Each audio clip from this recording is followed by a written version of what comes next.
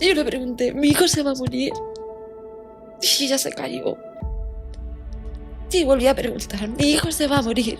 Y llorando me dijo, sí, Isa, tu hijo se está muriendo ya.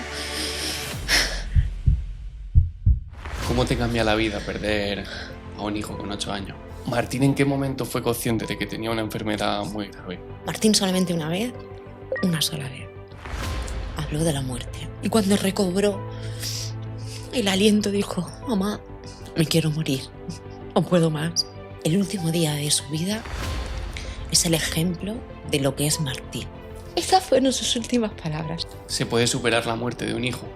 Yo sigo viva porque he pospuesto tanto la decisión de irme con él, que al final me convencí de seguir viviendo.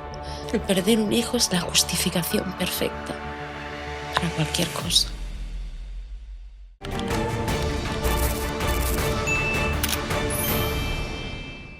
Cada año, entre 20 y 30 niños son diagnosticados en nuestro país de DIPG, un tumor cerebral muy poco común, que además tiene una esperanza de vida muy corta y que se llevó por delante la vida de Martín cuando solo tenía 8 años. Hoy estamos con su madre, con Isabel Muelas. ¿Qué tal? Muy buenas. Hola, muchas gracias por ofrecernos la oportunidad de hablar y la oportunidad, de contar nuestra historia y muchísimas gracias. Isabel, ¿cuánto tiempo ha pasado desde que nos dejó Martín?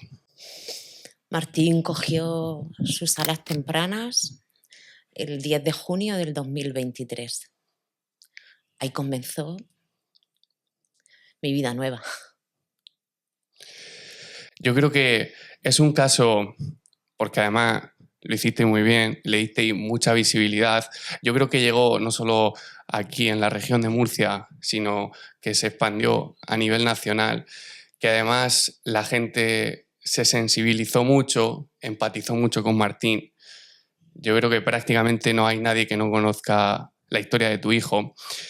Vamos a ir desglosándolo todo poco a poco, cómo fue el proceso. Vamos a hablar, por supuesto, también de la fundación que lideras. Pero vamos a empezar por el principio. ¿Cómo era Martín? ¿Cómo se relacionaba con el resto de niños? ¿Era un niño extrovertido, introvertido? ¿Cómo era? Ay, mi Martín. Yo el adjetivo que le pongo a Martín es Martín motor de cambio. Martín con aquella persona con la que hablaba o interactuaba o mantenía una conversación, le cambiaba en algo, ¿sabes? A esa persona.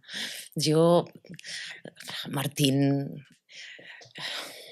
era un maestro en un cuerpo de 8 años. Se lleva 3 meses con mi sobrina Carla. Mi sobrina Carla es 3 mesecitos mayor que ella y luego está Lola, que vino al mundo cuando Martín y Carla ya tenían una edad, ¿no? Y hacían un tándem los 3 juntos, los 3 iban mismo colegio, mismos profesores, mismas actividades extraescolares, todo igual, ¿no? Y mi hermana Inma, que de vez en cuando iba al colegio de los 3, ¿no? En recreo a echar una mirada, me decía, Isa, Martín sale al recreo, se pone en el medio, echa un vistazo a todos sus compañeros, hace como un check-out en su mente y dice, está todo correcto, me voy a comerme el bocadillo, ¿sabes? Martín era así. Un día me dice bañándose, mamá, he sacado un 10 en sociales. Y yo, Martín, no me diga. Dice, sí, pero el primero y el último. Eso tenía 7 años. El primero y el último. Digo, no te digas eso, Martín, ¿por qué va a ser el último? Y dice, sí, porque yo no soy de los que sacan 10. Yo soy de los que ayuda a la señora Isabel a subir la silla al pupitre. Yo soy lo que le digo a mis compañeros, por favor, callaros que la señora se va a quedar afónica. Yo soy de esos, no soy de los que sacan 10. Era muy maduro a la hora de razonar para la edad que tenía. Y razonaba con mucha humildad, con mucho amor, con mucho cariño, ¿sabes? Nos daba lecciones, si le prestabas atención, nos daba lecciones como un adulto. Un día iba yo conduciendo y él iba detrás en su silla y se me metió un coche, que quizás tendría yo la culpa, no lo sé. Se me metió un coche y eso de que pitas y dices, pero no te das cuenta, y gritas, ¿no? Y de repente Martín, que me oyó gritar, me dice, ma, no vuelvas a hacer eso. ¿Cómo puedes insultar a otra persona? Es que la otra persona, ¿cómo puedes hacerle eso a la otra persona? ¿Y si te ha oído? Y yo iba conduciendo y digo, pues es verdad. ¿Qué derecho tengo yo a insultar a la otra persona, tanto si llevo razón como si no, en el coche? Sí, que ¿Sabes? era un niño muy maduro también para la edad que tenía. Muy maduro para la edad que tenía, muy maduro. Y luego lo demostró en su enfermedad, demostró una madurez. El viacrucis que a él le tocó vivir, porque no fue una enfermedad, fue un viacrucis que a él le tocó vivir, lo vivió con una madurez mental que a nosotros nos sorprendió. Claro. Y además de todo eso, además de ser encantador por dentro, aquí está la foto, solo hay que verlo. Era guapísimo por fuera. No es porque sea tu hijo, pero es verdad que en ese momento todo el mundo lo decía, madre mía, es que Martín es un niño súper bonito, es un niño precioso. Es verdad que bueno, solo hay que verlo, está aquí la foto. Era privilegiado, ¿no? Físicamente. Mi madre cuando enfermó Martín me dijo una frase llorando y dice, es que esto no podía ser tan perfecto. En esa frase resumió mi madre la perfección de Martín y parecía que no podía ser tan perfecto. Martín es la pura reencarnación de mi abuela paterna, de mi tío paterno que falleció en un accidente de coche, pelirrojo con los ojos azules, igual que mi abuela, igual que mi tía Antonia. No podía ser tan perfecto. Era perfecto físicamente, era perfecto humanamente. Un animalista desde que nació entendía la naturaleza, la respetaba. Tenía un respeto hacia los animales, hacia la naturaleza, un respeto que le nacía del corazón, del alma, que sorprendía. No podía ser tan perfecto. ¿Y cómo fueron esos primeros síntomas? Es decir, ¿cómo os disteis cuenta de que estaba enfermo? Porque no sé si fue algo que fue apareciendo de manera paulatina, poco a poco, Sí. o directamente el cáncer y su enfermedad se manifestó de manera abrupta. No.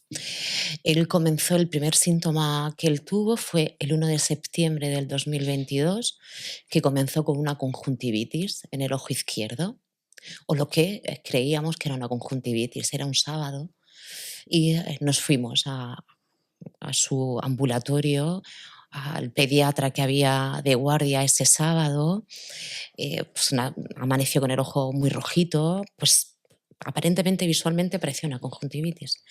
Lo llevamos al pediatra, era 1 de septiembre y que todo enlazaba. Veníamos de la playa, aquí donde nosotros vivimos hay una piscina que cierra en octubre, íbamos todos los días a la piscina y cuadraba. Ese ojito lloroso, ese ojo rojo, cuadraba con una conjuntivitis. Y ese sábado nos mandó el pediatra de guardia un colirio para, bueno, esa conjuntivitis. Volvimos aquí a casa, que teníamos la fiesta de la piscina, teníamos una fiesta en la urbanización. Él pasó el día maravillosamente bien y comenzamos con esa conjuntivitis. Pasaron 5 días, 6 días y al ver que ese colirio, la conjuntivitis no remitía, pedí cita a su pediatra de su ambulatorio para llevarlo. Ella me dijo que bueno, que parecía una conjuntivitis, pero como ya llevábamos 5 días, 6 días de ese primer diagnóstico, que podría ser una úlcera en el ojo y nos mandó un corticoide para echarle en el ojo. Y le pedí que nos pidiera cita con el oftalmólogo en la Seguridad Social. Pues nos dieron cita para, bueno, muchos meses después. Claro, a mí una conjuntivitis no me preocupaba, pero una úlcera en el ojo sí. Así que pedimos cita al cabo de los días a un oftalmólogo privado aquí en Murcia. Porque ya no era un colirio para lo que me estaba prescribiendo, era corticoides para el ojo. Y yo quería tener la confirmación de que ese ojo necesitaba corticoides. Fuimos al oftalmólogo privado una tarde. El oftalmólogo hizo un montón de pruebas, le dilató el ojo, le hizo todo lo que le tenía que hacer. Nos dijo el oftalmólogo, mira, aquí no hay úlcera, aquí no hay nada, el ojo, no hay nada que yo te pueda decir a nivel oftalmológico que Martín ese ojo lo tenga así por algo. Quítale todo lo que le estés dando, anula ese corticoide porque no lo necesita. A mí me chocó, me extrañó muchísimo. Nos vinimos a casa, volví a ir a su pediatra con el informe de este oftalmólogo a los 2 días. La pediatra me dijo: "Mira, pues descartamos una úlcera". Dice: "Pues bueno, pues voy a hacer una consulta". Le pedí que nos hiciera la consulta para neurología. Tramitó esta consulta para 5 o 6 meses. Martín, en esa semana que le habíamos quitado ese corticoide en el ojo, aumentaron los síntomas. Los síntomas ya no eran más mentales que físicos. Yo me di cuenta de que Martín se quedaba ausente por segundos, no era todo el día, pero había momentos en el día que él la mirada la tenía perdida, ¿sabes? Se iba a otros lugares y yo le decía a Martín y le costaba mucho trabajo volver. Volví a ir a su pediatra: "Oye, Martín tiene estos episodios de ausencia, no te sé explicar exactamente más que esto que te estoy contando, pero es que Martín está dejando de ser Martín". Y ella me decía: "Isa, no te agobies", la pediatra del centro de salud, "no te agobies, puede ser el cambio estacional, el comienzo del curso". Y yo le decía: "No puede ser, si Martín ama el colegio. Martín está deseando, desde agosto, volver al cole. Martín está enamorado de su cole, de sus compañeros y de su vida escolar. A Martín no le produce ningún tipo de estrés volver al colegio, todo lo contrario. Está deseando volver al colegio. Isa, espérate, vamos a seguir en observación. Mientras tanto, estoy mandando, ¿no? Cursando que te den cita en neurología". Bueno, eso sería a principio de semana. Y un viernes por la tarde teníamos una fiesta aquí de cumpleaños en la urbanización, que aquí la celebramos en el parque, en los parques de la urbanización, sacamos mesas y ahí que celebramos los cumpleaños en la calle. Rollo pueblo. Exactamente, exactamente así. Lo recogí de casa de mis padres. Mi madre ya se había dado cuenta de lo que yo le decía, porque cuando yo le contaba a mis hijos, a mi marido, que noto algo raro en Martín, me decía: "Mi hijo mayor, no exageres, mamá, no será para tanto", ¿no? Pero mi madre sí era la única que me decía: "Isa, estoy preocupada". Y yo también, mamá. Aquí hay algo y no sabemos qué. Digo: "Ya lo sé". Lo recogí de casa de mi madre, aparentemente con esa conjuntivitis, ¿no? Lo que parecía conjuntivitis en ese ojo izquierdo. Y al salir de aquí de casa para el cumpleaños, se le cayó la cara. El lado izquierdo de la cara se le cayó De repente, de repente. De prepararnos para el cumpleaños, al salir por la puerta, la cara se le cayó. Fue tan sorprendente, o sea, la cara no la tenía en concordancia, parte de la cara izquierda no le concordaba con la parte derecha. Y eso pasó de un minuto a otro. Lo cogí, lo monté en el coche y nos fuimos a urgencias. Era un viernes por la tarde. Llegamos a urgencias, Martín y yo. Llamé a mi marido que estaba trabajando. Dice: "Bueno, voy para allá". Llegamos al box número 8. Es que parece que nos estaba esperando ese box. En el mismo box que entramos por primera vez, fue en el mismo box que Martín se fue el último día. Entramos en el box número 8, entramos a urgencias, serían las 9 de la noche, entre 7:30, 8:30, 9. Estaba todo a oscuras, ese pasillo de urgencias a oscuras. Llegué, era muy visual, lo que nos atendieron en triaje, una enfermera, pero era muy visual lo que tenía Martín en la cara. Vino un pediatra de guardia, joven, que le hizo a Martín las pruebas típicas: cierra los brazos, levántalos, sube una pierna, tócate el dedo en la nariz, cierra los ojos, ábrelos, y era muy visual. O sea, cuando a Martín le dijeron cierra los ojos, el ojo izquierdo no lo cerraba, se le quedaba abierto. Cuando decía sonreír, empezó a sonreír, y la sonrisa era la de Ada. El pediatra me miró y me dijo: "Bueno, Isa, tranquilízate, Esto aparentemente parece ser que es una parálisis de Bell, una parálisis muscular. Se dice parálisis de Bell porque es una parálisis idiopática, no se sabe de dónde viene esa parálisis, pero es una parálisis muscular. Quédate tranquila que en los niños es más habitual de lo que tú te crees.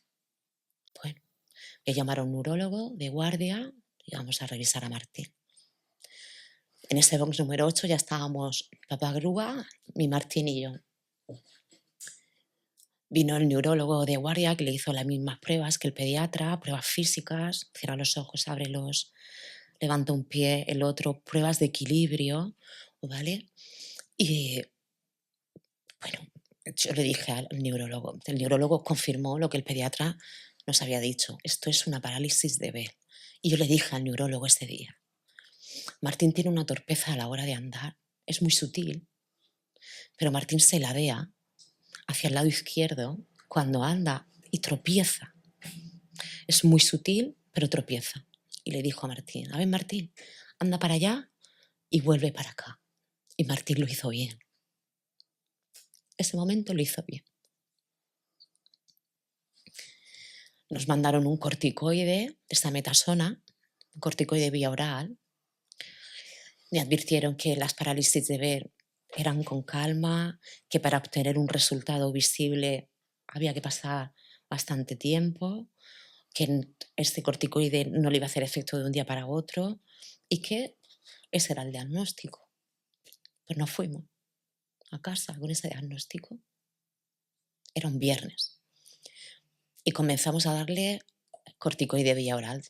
Logramos que la cantidad que el neurólogo de guardia ese día nos dijo. Ese domingo, Rafa, el tete, le había prometido a Martín llevarlo a Terranatura. Y ese domingo, Martín físicamente, lo que él tenía era esa caída de esa cara, bueno, esa parte izquierda que se ladeaba y esa torpeza a la hora de andar. Esos eran los síntomas. Se fueron a Terranatura, que a Martín le encantaba. Se fueron por la mañana y normalmente Martín volvía por la noche de Terranatura. Él no lo podía sacar de allí. Él con 2 horas de visita no era suficiente. Y a las 2 horas volvieron y me dice, Rafa, mamá, está cansado, muy cansado. Martín llegó de Terranatura, se echó en el sofá a dormir. Y ese día se unió el cansancio. A esa parálisis de Bell se unió el cansancio. Esa semana, el lunes, vomitó por la mañana. Vomitó una vez, se le pasó y llevó el día normal. El día siguiente vomitó otra vez. Y el miércoles me fui a urgencias con él a la risaca. Salí de trabajar un poquito antes y a las 3 de la tarde me lo llevé a urgencias. Me atendió pues una pediatra de guardia. ¿Por qué vienes? Mira, le habéis diagnosticado una parálisis de Bell a Martín. Los síntomas que hay desde la última vez que vino aquí, falta de equilibrio, la torpeza a la hora de andar, se le ha unido el cansancio y el vómito.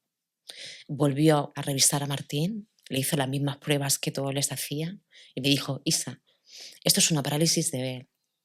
Llevamos muy poco tiempo dándole corticoide a Martín, tienes que darle más tiempo para que esa parálisis veas que se está yendo, que veas que está haciendo efecto ese corticoide que le estás dando. De hecho, en esa consulta estaba esta pediatra y habían 2 R4, ¿no? que están aprendiendo. Y uno de ellos, cuando la pediatra se fue, pues yo le dije a la pediatra, ¿por qué no me das cita con una neuróloga y me la das ya? Necesito que lo vean un oftalmólogo de aquí, necesito hacerle un TAC a Martín, porque esto me está preocupando y mucho. Digo, y hacerle un TAC de forma privada va a necesitar una sedación y luego cuando venga aquí a la Seguridad Social vais a tener que volver a repetirle el TAC. No tiene mucho sentido que yo haga eso, necesito que le hagáis un TAC. Ella me dijo que no era el momento de solicitar ese TAC y se marchó. Y se quedó uno de los R4, que él había tenido una parálisis de Bell. Y me enseñó sus fotos. Oye, Isa, mira, yo tuve una parálisis de Bell, estuve 6 meses sin notar ninguna mejoría y me enseñó sus fotos de él. Si a mí todo eso me consolaba. Digo, pues será esto. ¿Será esto? Pasó 5, 6, 7 días desde esa visita y Martín empeoró. Empezó a vomitar en el cole. Me llamó su señora Isabel. Isa, Martín ha vomitado. Yo llamé a mis padres a recoger a Martín, que ha vomitado en el cole. Y ese día me volví a ir a urgencias. Mi hijo está peor. Mi hijo no le está haciendo nada el corticoide bioral. No sé qué tiene mi hijo. Pero de todo lo que yo se me ocurrió decir que había visto en Google, de todo lo que yo he visto en Google, lo que menos me preocupa es una parálisis de B. La pediatra que me atendió me dijo, bueno, es que las madres miran mucho Google. Y me fui de esa urgencia otra vez con el mismo diagnóstico. Yo a través de mi trabajo pedí a un médico que trabajaba conmigo, que su mujer es neuróloga en el hospital de La Risaca, que por favor me viese a Martín. Que habían pedido la consulta, la interconsulta para que lo viera un neurólogo y que no nos habían llamado, que llevábamos ya semanas así y que por favor me lo viese. Y me hizo ese favor. Y a las 3 de la tarde, a través de un favor personal, me vio una neuróloga en el hospital de La Risaca y ahí que nos fuimos mi Martín y yo a esa consulta. La neuróloga vio a Martín, le hizo las mismas pruebas que todos les hacían y me dijo, Isabel, yo le dije, está con vómitos, no tiene equilibrio, tiene ausencias mentales, Martín no es Martín, mi hijo no es mi hijo. Y ella me dijo, ella me dio una explicación médica a todos los síntomas que yo le decía. Esa la parálisis de ver, puede ser que lo tenga en la parte frontal y esto explica esto. Pero ella me explicó clínicamente, me dio una razón a todo lo que yo le manifestaba y me dijo, la cantidad de corticoide que le estás dando es bajita, te la voy a subir. Quizá por eso la sintomatología de Martín está yendo a peor y no a mejor. Incluso vino una compañera suya neuróloga y me dice, ¿le puedo hacer a Martín una foto de esa parálisis en la cara para ver la evolución? Y yo le dije sí. Y me fui a casa.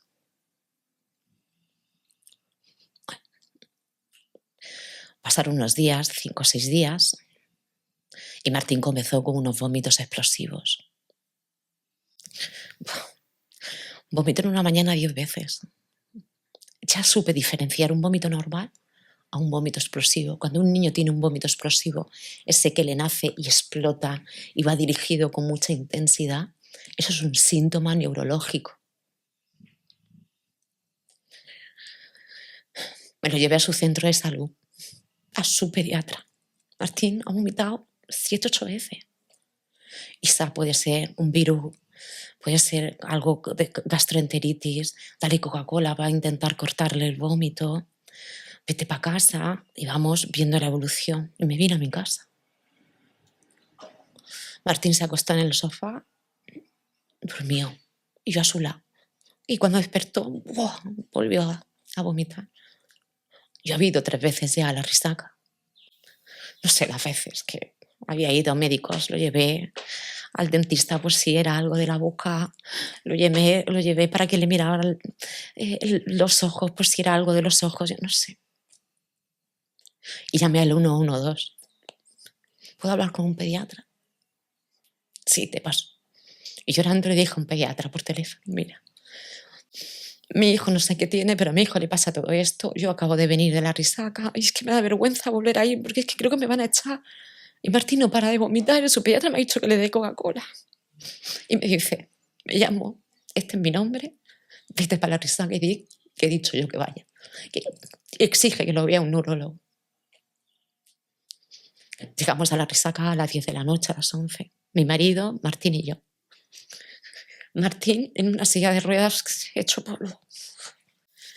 Y me atendió una R4. No me acuerdo de su nombre. Era bajita, llevaba gafas, morena. Y yo llorando, le dije, por Dios, no sé qué tiene Martín, pero Martín tiene algo y no sé qué es, ayúdame. Por favor, no le hagan las mismas pruebas de siempre, porque eso no funciona. Mi hijo tiene algo.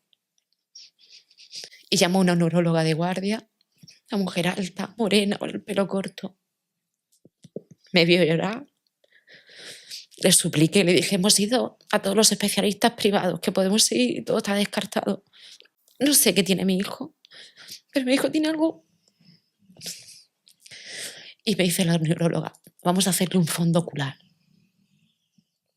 para descartar, ¿vale? Que neuronalmente tenga algo en la vista. Recuerdo que despertó al oftalmólogo de guardia porque nos fuimos con la silla de ruedas, mi marido y yo, a otro pabellón de la Risaca y bueno, Martín iba durmiendo. Martín, despierta, despierta, que tienen que mirar los ojos, apóyate en esa máquina, tienes que tener los ojos abiertos, Martín, por favor. Y el oftalmólogo lo revisó. Martín volvió a su silla de ruedas, que automáticamente volvió a quedarse dormido. Y me dijo el oftalmólogo, mira, el fondo ocular está bien. Martín no tiene tensión en los ojos. Solo te digo que el fondo ocular está bien.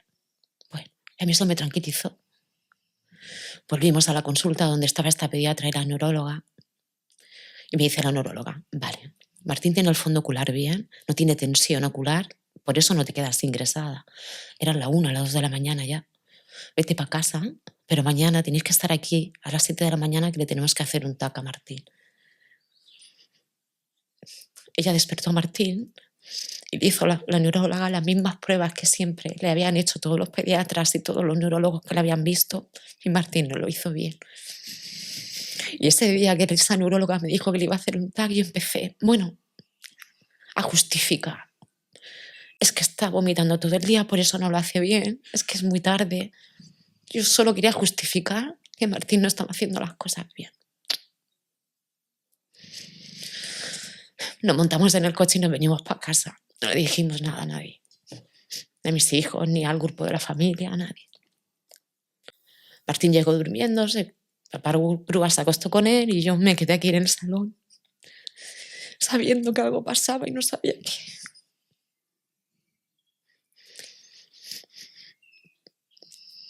A las 5:30, a las 6 de la mañana estaba en la terraza tomándome un café, esperando que fueran las 7 de la mañana para irnos a la Risaca. Y me llamó la pediatra, que había visto a Martín esa noche. Isa, te estoy esperando. No me voy a ir de mi guardia hasta que no entres por la puerta. Y yo me sorprendí, digo, estoy esperando a las 7 de la mañana, digo, Martín está durmiendo. Y dice, trátelo ya, durmiendo y en ayunas. Pues montamos a Martín durmiendo en el coche y nos fuimos a la Risaca. Nos estaban esperando, todos. Al entrar por la puerta de urgencias a Martín le pusieron un pijama azul y le cogieron una vía. Y yo en ese momento dije, ¿por qué le cogen una vía a mi hijo? Sí. Y ya le ponen un pijama. ¿Se lo van a quedar? No me cuadraba. Le hicieron el TAC. Nos llevaron al box número 8 a esperar. En el grupo de la familia ya puse. Estamos en la Risaca. A Martín le acaban de hacer un TAC. Creo que esto no pinta bien. Estamos aquí a la espera. Inmediatamente vinieron mis padres. Martín llegó a la Risaca vomitando y gritando, por favor, ayudarme, quitarme el vómito, que no puedo parar de vomitar, por favor. Le quitaron el vómito. Vinieron mis padres, que se quedaron, entraron en el box número 8 y llegaron mis hermanas, mi hermana pequeña y mi hermana Carmen. Y ahí estábamos nosotros. No recuerdo bien si pasaron 2 horas, 4, 3, no me acuerdo. Y vino una pediatra, la jefa de pediatría en este momento del servicio de urgencia, bajita, mayor, rubia. Y estaban mis padres en el box número 8, estaba yo y mi marido fuera con mis hermanas. Es la mamá de Martín, sí. ¿Y tu marido? Digo, está fuera. Tenemos que hablar con vosotros. Mi padre hizo el amago de levantarse para acompañarnos. Tenía pediatra y dijo, no, solo los papás. Usted quédese aquí.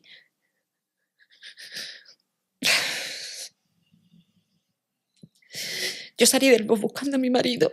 Todas las enfermeras de urgencia. Yo, Dios, les vi la mirada y dije, Dios mío, aquí pasa algo. Aquí pasa algo. mi marido estaba me acuerdo bien, con una de mis hermanas, y le dije, Óscar, tienen que hablar con nosotros. Nos llevaron a otro box separado de donde estaba Martín. Y la pediatra nos dijo, mira, las enfermeras ya nos estaban haciendo una tira antes de que esa pediatra hablara con nosotros. Le hemos visto a tu hijo un tumor cerebral. Tu hijo está entre grave y muy grave. Tu hijo se tiene que quedar ingresado. Le tenemos que hacer una resonancia el lunes para confirmar lo que ya hemos visto en el TAC. Isa, yo le decía, ¿pero qué tiene? ¿Qué tumor? ¿Qué? Y ella solo me decía, tu hijo está muy grave, Isa. No te imaginas la gravedad que tiene tu hijo. Y eso fue lo único que nos dijo. Nada más. Nada más. Mi padre me oyó gritar. Y vino, salió donde intentó abrir la puerta de donde estaba esta pediatra. Y la pediatra le cerró la puerta y le dijo, no, usted no puede entrar. Salimos de ese box a la calle a gritar. A mis hermanas.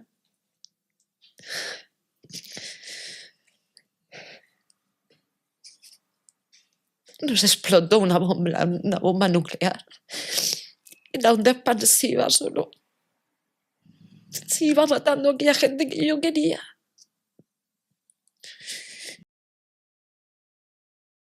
Mis hermanas, cuando le contamos esto, dijo mi hermana mayor, voy a llamar a tus hijos, Isa. Y llamar a la familia. Vale. En ese momento bajó la neuróloga que nos había hecho el favor de ver a Martín y me dijo, yo la miré y le dije, Elena, ¿qué tiene mi hijo? ¿Es malo, es bueno lo que tiene en su cabeza? Y ella me decía, eso da igual, Isa. Yo, ¿cómo que da igual? Es maligno, es benigno, ¿qué tuvo? Me decía, eso da igual. No entendía lo que me quería decir, eso da igual, me decía. Y me dice, Isa, tú ya sabías que algo tenía Martín, y tenía razón. No volví a ver a esa neuróloga nunca más. Nunca más. Nos ingresaron ese jueves en la planta de cirugía.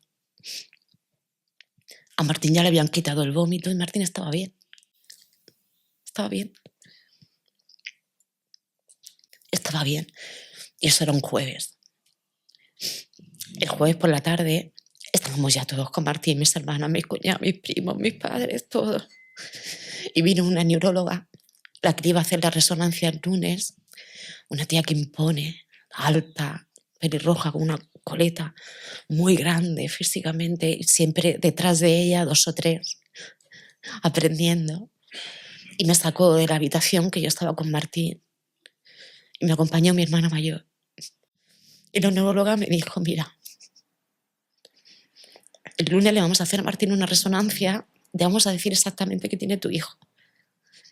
Que sepas que tu hijo está muy grave.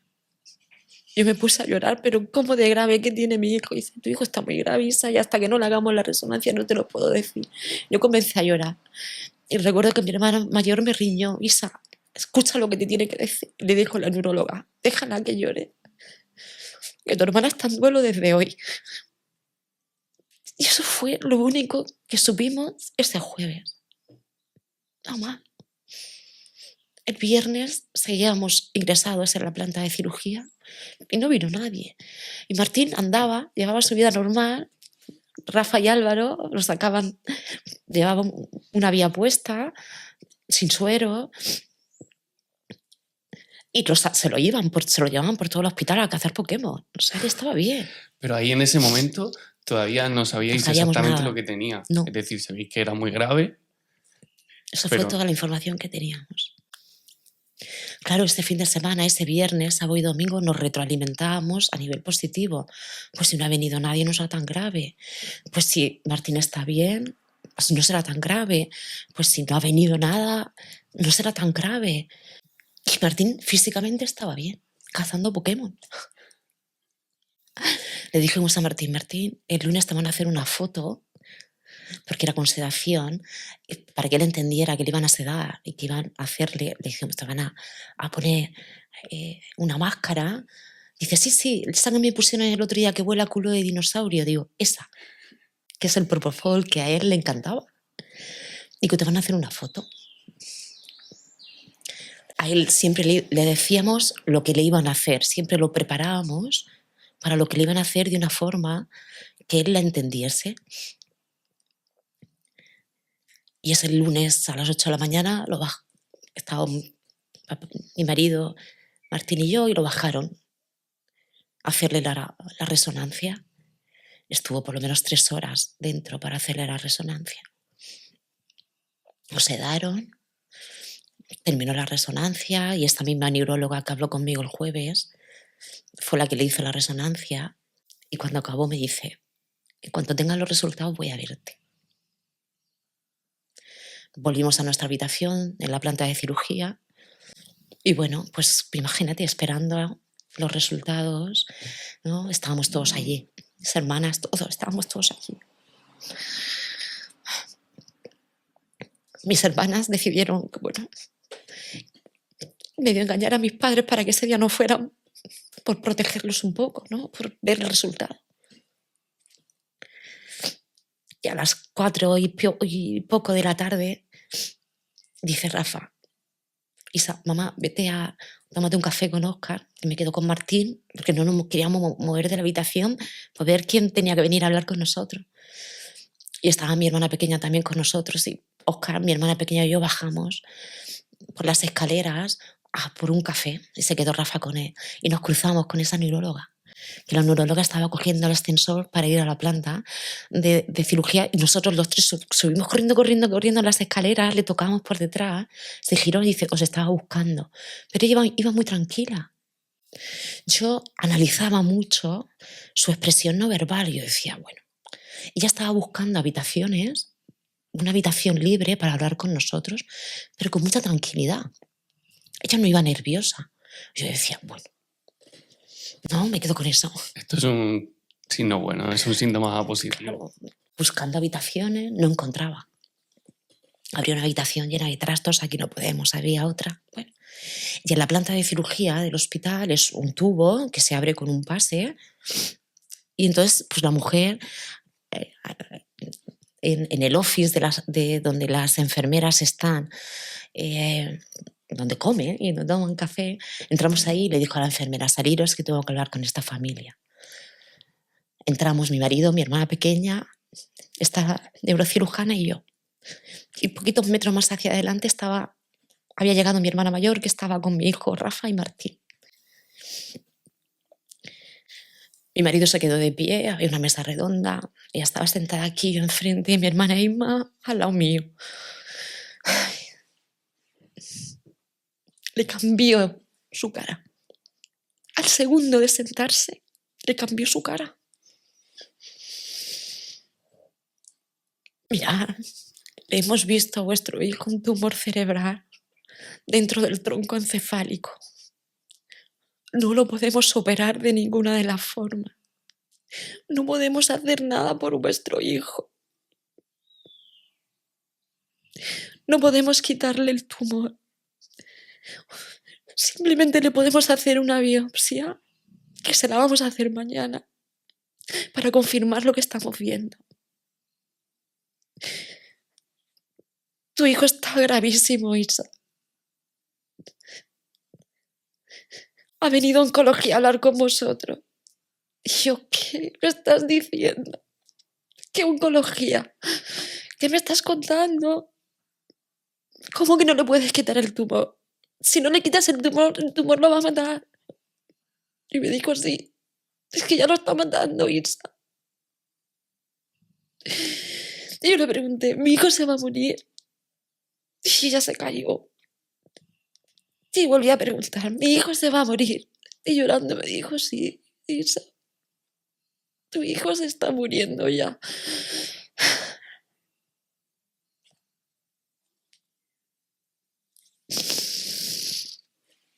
Y comencé a gritar. Mi hermana se cayó al suelo. Mi marido daba vueltas. Yo salí corriendo de la habitación. Las enfermeras, mi hermana mayor, me escuchó gritar y le dijo, Rafa, esta que grita es mi madre, tita. Y mi hermana salió de la habitación, se sentó en la puerta donde estábamos nosotros dentro, mordiéndose el labio. Yo salí ni la vi y me fui corriendo a una habitación que había enfrente, que es donde las enfermeras tenían los pijamas azules de los niños, y las enfermeras vinieron y me metían dentro de la camiseta estampas de santos, ¿sabes? Yo decía, ¿por qué me estáis haciendo esto?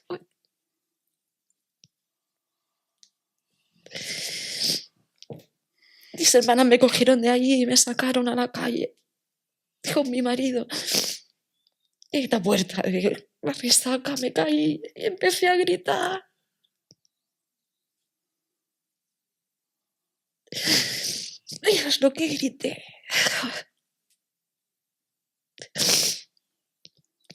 La neuróloga vino por detrás en la calle, me cogió, la miré y digo, no me den nada, no me den nada, no me den nada. Dice, no, solo te voy a coger y te voy a llevar a un sitio a que puedas gritar con tranquilidad. Y nos llevó a la parte de atrás del hospital.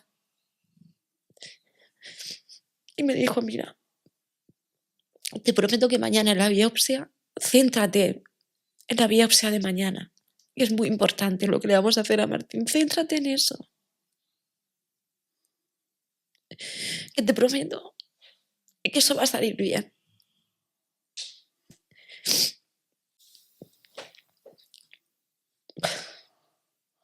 Y a partir de ahí, Isabel, ya una vez que tienes un diagnóstico, tienes que dejar a un lado la angustia, la desesperación, la desesperanza, y toca ponerse en marcha, porque entiendo que lo que decís y lo que os recomiendan y a la conclusión que llegáis es, vale, esto va a pasar, esto es una realidad, pero tenemos que intentar alargar la vida de Martín o darle una mayor calidad de vida durante todo este tiempo que permanezca vivo.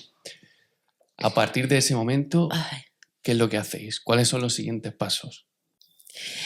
Nosotros no supimos lo que tenía Martín. Martín el martes le hicieron una biopsia, una traqueotomía, y ese jueves vino Oncología a hablar con nosotros. No había venido Oncología a hablar con nosotros desde que ingresamos. Y cuando hablamos con Oncología fue cuando supimos exactamente lo que tenía Martín. Ese jueves por la mañana vino una oncóloga acompañada con otro oncólogo.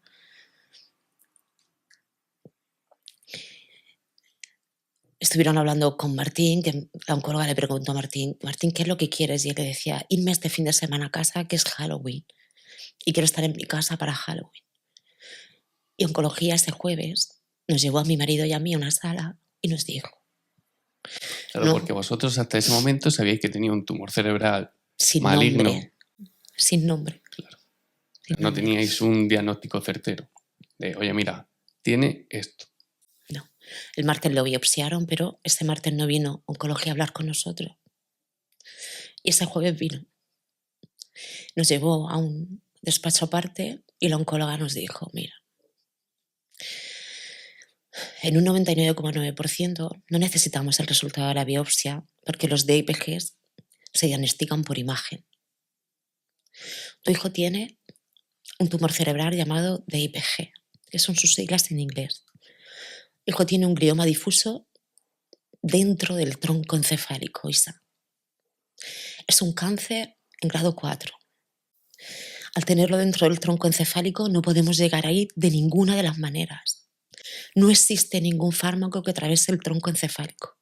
No existe ningún tratamiento por uso compasivo. No existe ningún ensayo clínico para el DIPG que tiene tu hijo.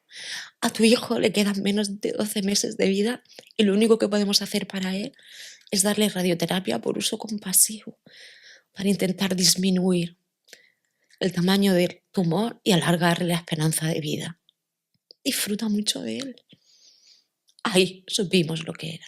Ese día supimos lo que era. Mi marido y yo entramos en un estado de shock completo, total y absoluto. Pero mi familia no, mis hermanas no. ¿Ellos cómo se lo tomaron? Ellas estaban fuera esperando a que nosotros saliéramos de esa reunión con oncología y me oían gritar. En ese momento mis hermanas decidieron que jamás íbamos a entrar solos a una reunión con ningún médico, aunque no los dejaran. Porque nosotros no estábamos capacitados psicológicamente para retener todo lo que nos estaban diciendo. Y fue la última vez que nos reunimos solos con un equipo médico. Porque luego salíamos y le decíamos todo lo que nos estaban diciendo. Dos personas sin saber muy bien lo que le estábamos diciendo. Mis hermanas, mis cuñados y mis hijos comenzaron a investigar qué es lo que le están diciendo a mi hermana, qué es un DIPG. Comenzó la búsqueda.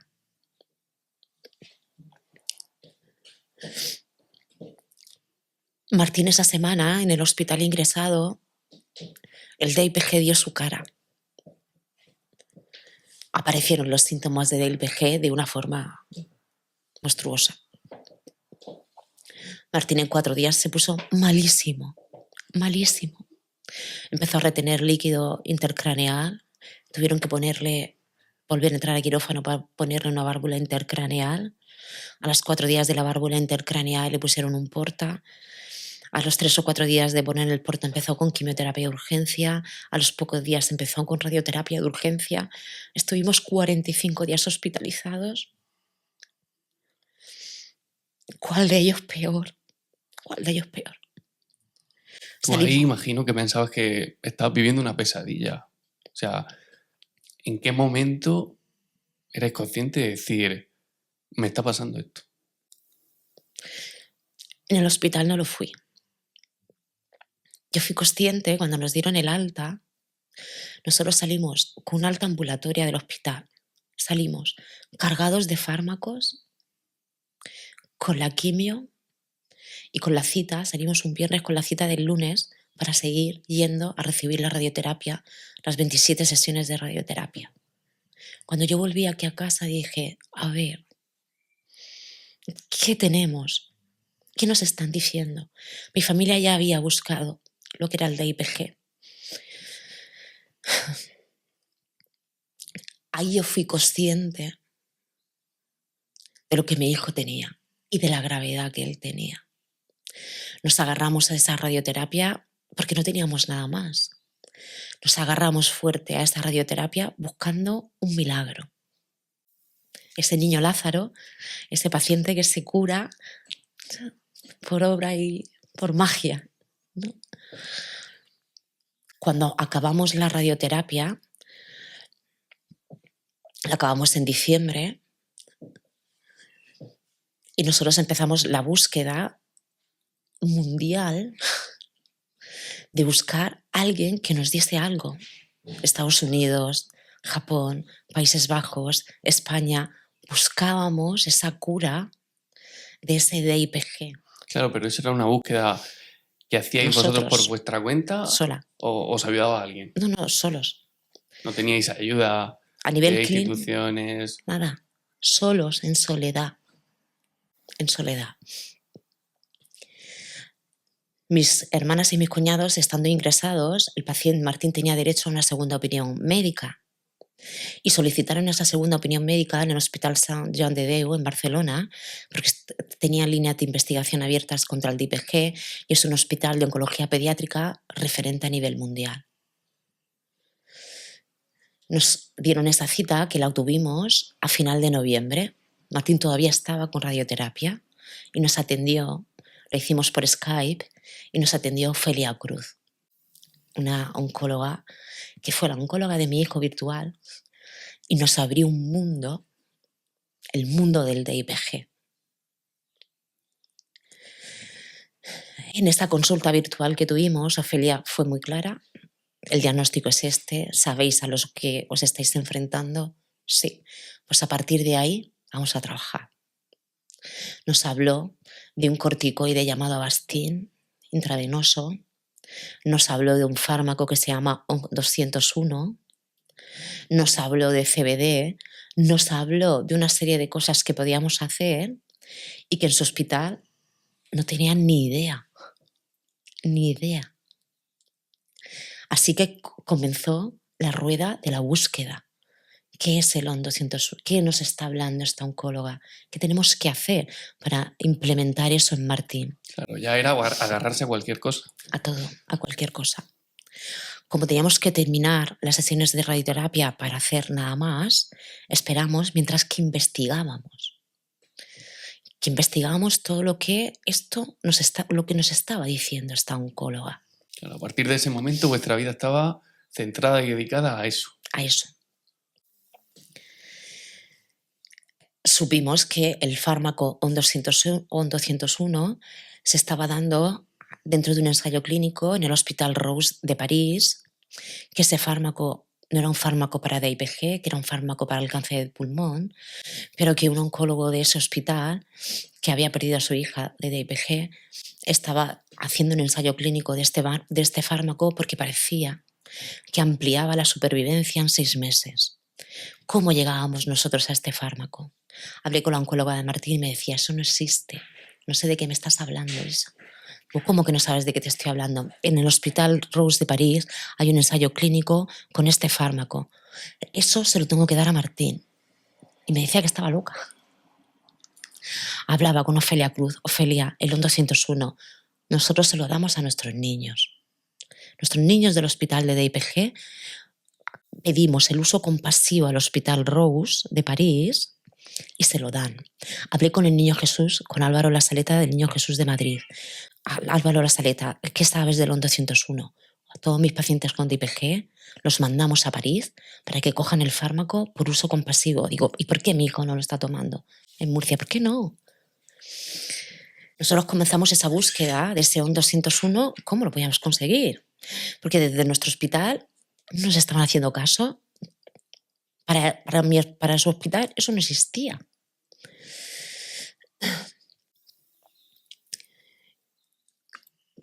Conseguimos, a través de Sant Joan de Déu, a través de Joana, de una mamá, la mamá de Ander, que había perdido a su hijo 1 año y medio antes que Martín fuera diagnosticado. Joana es la mamá que más sabe de DIPG de todo el mundo, de muchos oncólogos, la que más sabe. Me dijo, Isa, el ON201 lo puedes conseguir a través de Alemania. Hay un médico alemán que puede prescribir el ON201. Concertamos una cita con él. Mi cuñado, el marido de mi hermana pequeña, es alemán. Elegimos Christoph, vamos. Él nos iba traduciendo.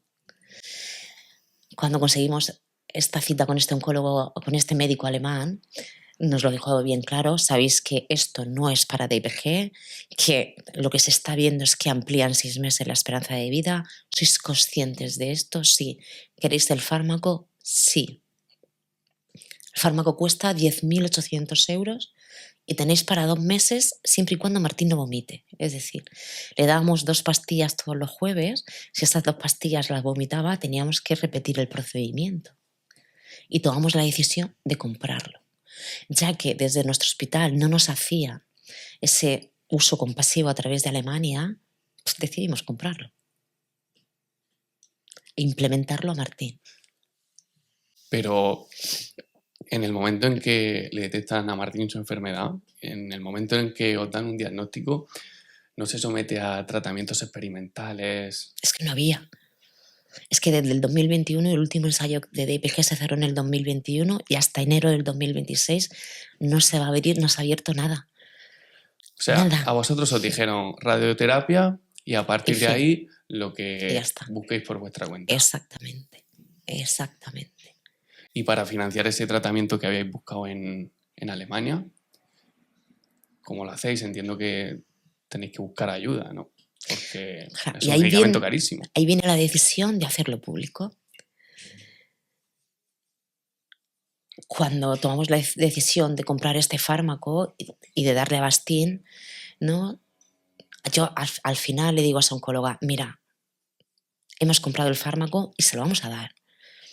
Esta oncóloga, Ofelia Cruz del Sant Joan de Déu, te mandó un informe diciéndote que eso era lo que teníamos que hacer y hemos comprado el fármaco. El oncólogo de Martín me dice, voy a ir este fin de semana a París y me voy a informar de lo que me estás diciendo. Pero nosotros ya habíamos comprado el fármaco. El día de Reyes, todavía no habíamos empezado con el ON 201, lo teníamos comprado, pero no habíamos empezado. El día de Reyes, Martín, fuimos a casa de mis padres, como todos los años, a abrir los regalos de Reyes. Él ya había acabado la radioterapia y desde la risaca, desde el hospital, no nos daba nada más. Íbamos a pelo, nada más, cero. Y Martín despertó, durmió la siesta y despertó al mediodía vomitando, con una sintomatología muy fuerte, estaba muy malico. Yo llamé a paliativos. Oye, Martín está de esta forma. Pues bueno, paliativos me mandó un fármaco para los vómitos y uno del equipo me dijo, ¿tienes morfina en casa? Y le dije, no. Dice, te voy a recetar morfina. Si en un par de horas Martín sigue con esa sintomatología, me llamas porque habrá que darle morfina. Y yo dije, pero ¿cómo le voy a dar morfina? Si me habéis diagnosticado el 20 de octubre, estamos a 6 de enero, ¿qué morfina? Me dio tal coraje, tal rabia, que cogí a mi hijo mayor, nos fuimos al balcón de casa de mis padres y dijimos, vamos a hacer público esto, ¿qué clase de locura es esta? ¿Qué mierda de cáncer es este? ¿Qué estamos viviendo? ¿Cómo puede ser esto así? ¿Cómo puede existir en el siglo XXI un cáncer infantil de estas características? Sin tratamiento, sin nada, que se nos va a morir Martín, sin poder hacer nada efectivo, sin un arma real para luchar contra este cáncer. Tenemos que comprar este fármaco, podemos comprarlo un mes. ¿Qué va a ser? Tenemos que vender todo para esto. ¿Qué mierda es esta? ¿A qué nos estamos enfrentando? Y decidimos hacerlo público por esa rabia. Y mi hijo mayor se dedicó a hacer público lo que le pasaba a Martín. Y ahí se puso en marcha la rueda de la solidaridad. Claro, la reacción de la gente fue increíble. Fue bestial. Fue impresionante. Lo hicimos público el 6 de enero. Y a mitad de enero me dice Rafa, mamá, que he hablado con el ayuntamiento, le he pedido el Jardín de Fofó para que nos dejen hacer un pequeño evento. Se unió tanta gente que el Jardín de Fofó se quedó pequeño y nos fuimos al cuartel de artillería. Se unió tanta gente que nos tuvimos que ir a la FICA. Es que el día 4 de febrero hicimos el primer día de Un Día por Martín y vinieron 12.000 personas. Nos dio para comprar el ON 201 que compramos para un año y donamos 45.000 euros al Hospital Sant Jan de Déu para impulsar la investigación contra el DIPG, conscientes de que a Martín no le iba a llegar nada de lo que hiciéramos, pero por Martín y por los que vendrán. De repente mi familia se vio envuelta en una oleada de solidaridad que si mi hijo se hubiera podido curar con eso, mi hijo seguiría vivo al día de hoy.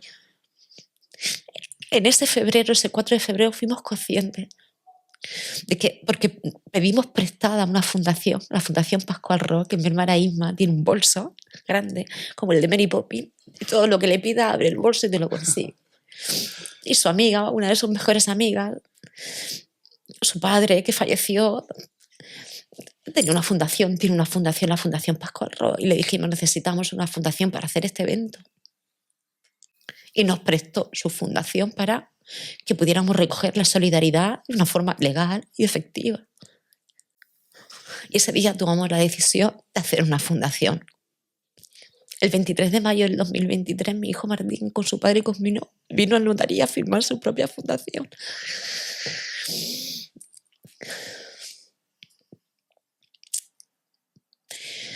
Cuando su oncóloga me llamó por teléfono desde París para decirme, Isa, existe un ensayo clínico, existe el ON 201. Que me podía haber dicho que no estaba loca también, pero eso no me lo dijo. Martín es apto para el ensayo. Y le dije, pero Martín puede viajar. No. Martín tiene un edema junto al tumor, no puede viajar. No te aconsejo que a Martín lo montes en un avión. Digo, entonces, he comprado el fármaco a través de Alemania. Y me dice la oncóloga, yo no te puedo decir que se lo des, porque no es un fármaco que te lo demos desde el hospital. Pero que sepas que Martín es apto para el ensayo clínico. Digo, ¿qué me estás diciendo? Que le dé el fármaco que yo he comprado y que no va a estar dentro de historia clínica porque no puede viajar. Sí, pues voy a hacerlo. Llamé a Ofelia Cruz. Ofelia Martín está fatal. En febrero estaba fatal. No puede tragar, no puede comer. No lo entiendo al hablar. Ofelia, ¿qué cantidad de 201 le tengo que dar yo a mi hijo? Pesa estos kilos y le tienes que dar una pastilla de cada una vez a la semana. Digo, díselo a la oncóloga de Martín porque no sabe que voy a empezar hoy. Dice, eso me encargo yo. Ella fue la que llamó a la oncóloga de Martín, que estaba en Francia, y le dijo, va a empezar Martín hoy con esto. Yo llamé a paliativos para mandarle la prescripción de esos fármacos, para que ellos estuvieran preparados por si Martín tenía una reacción alérgica o lo que fuese. Y comenzamos a darle eso. Y en ese momento, Martín físicamente, ¿cómo estaba? Cuando empezó a recibir el tratamiento. Fatal. Había engordado 24 kilos. A Martín empezaron a darle corticoide desde la conjuntivitis vía oral de desametasona. El corticoide vía oral tiene unos efectos, efectos secundarios muy fuertes. Aumenta las ganas de comer, cambios en el comportamiento, efecto Cushing, ese efecto que se engorda la cara, atrofia de músculos, bueno, horrible. Y Joana me dice, Isa, a Martín le tienen que poner Avastin. Digo, ¿qué es el Avastin? El Avastin es un corticoide que se pone intravenoso, que le llaman el corticoide de los ricos. ¿Por? Dice, tiene los mismos beneficios que un corticoide vía oral sin los efectos secundarios.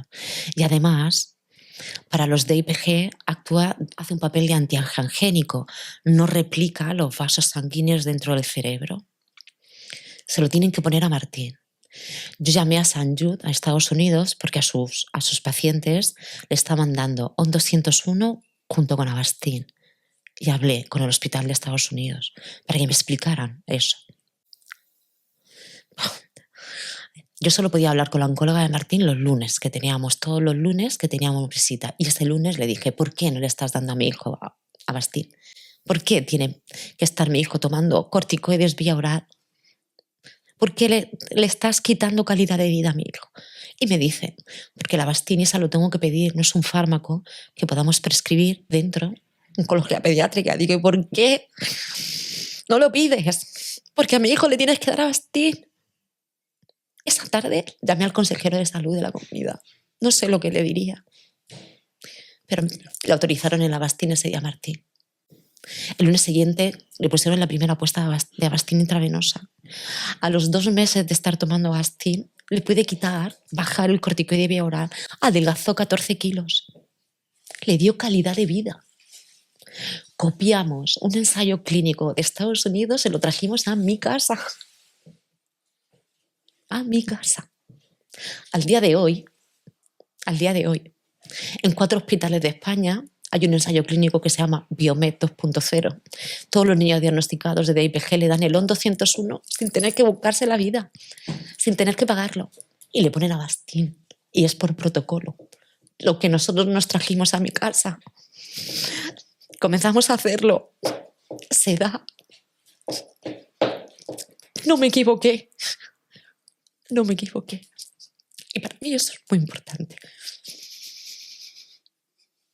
¿Cómo fue la predisposición y el apoyo de la familia también, no solo en el acompañamiento emocional y sentimental, que entiendo que la familia entera estaba destrozada, sino también la predisposición a la hora de ayudar económicamente?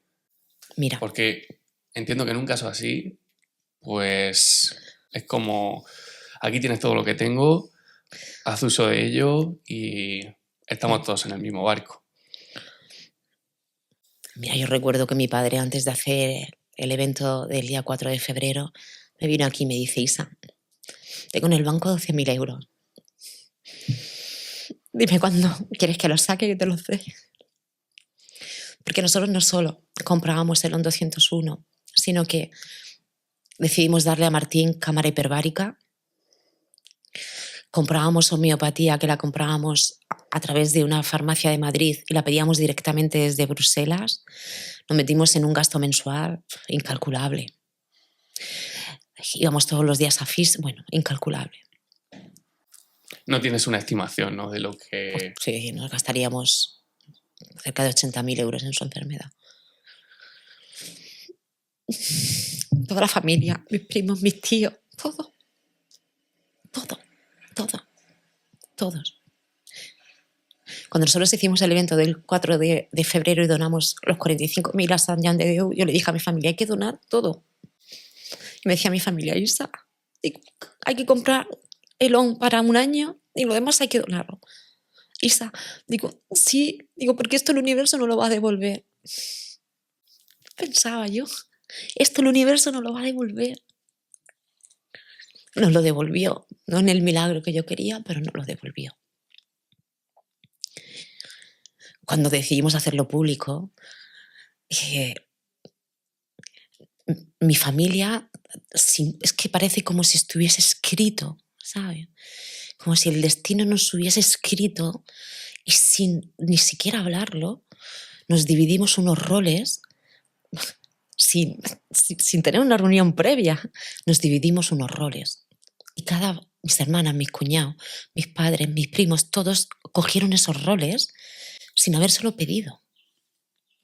Cuando comenzamos a hacer público esto y un día por Martín, yo me acuerdo que hice una entrevista a una compañera tuya, a Tati, entre mujeres, antes de hacer el evento, que estaban planificando mi familia el evento, a mi marido y a mí, a Óscar y a mí, nos mantuvieron alejada de todo eso, porque nosotros estábamos donde teníamos que estar, que era con Martín. Martín no sabía lo que tenía. Y yo le dije a Tati, mira, desde que lo hemos hecho público, mi familia ya no viene con esa cara de tristeza a acompañarnos en este dolor. Es que yo veo entrar a mi hijo mayor, mamá, que el pozo habla con nosotros, que el otro, que esto, que lo hacemos en la finca. Entra mi hermana Carmen, que era la encargada de los voluntarios. ¿Te imaginas? O sea, venían todos mis padres y se iban a la terraza de la cocina para que Martín no los oyera, y yo me asomaba de vez en cuando y era una familia planificando un esfuerzo y una lucha. Pero ahí empezó a planificarse la fundación de Martín y se cambió completamente la actitud de una familia muerta en vida a una familia luchadora. Y a mí me quitaron ese peso de encima. Porque yo cargaba con el peso de esas caras, cargaba con ese peso. Y ese peso desapareció porque mi familia comenzó a luchar por Martín y por los que vendrán.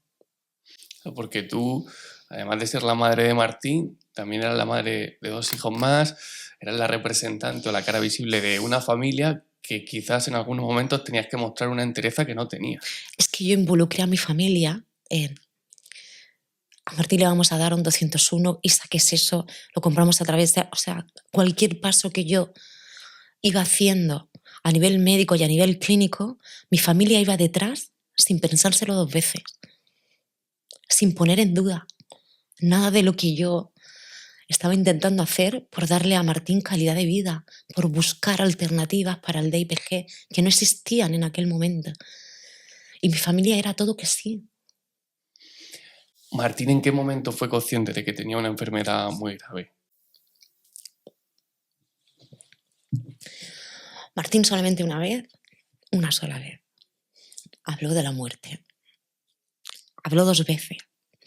Una, en noviembre del 2022, estábamos en casa, nos habían dado alta de la risaca después de esos 45 días e íbamos todos los días de lunes a viernes a recibir la sesión de radioterapia. De una noche, porque Martín salió de la risaca sin poder andar. Martín lo perdió todo. Solo le funcionaba un brazo y un ojo. Y así estuvo 8 meses. Un vía crucis. 8 meses. Y un día en la cama, nosotros hablábamos todas las noches y yo grababa esas conversaciones que la ponía en el grupo de la familia. Modo podcast. Para mí, para mi recuerdo. Y una noche de noviembre empezó a gritar: no me quiero morir. Mamá, no quiero que me entierres. No quiero estar debajo de la tierra. Y Martín, no digas eso, que eso no va a pasar. Martín, mamá, abrázame, abrázame, aquí lo estoy pensando que se me vaya ese pensamiento y lo abracé. Martín tiene 7 años y eso no va a pasar. Eso no va a pasar. No volvió a nombrar la muerte hasta el miércoles, 3 días antes de coger su sala. Estaba aquí en el sofá, él ya no podía tragar.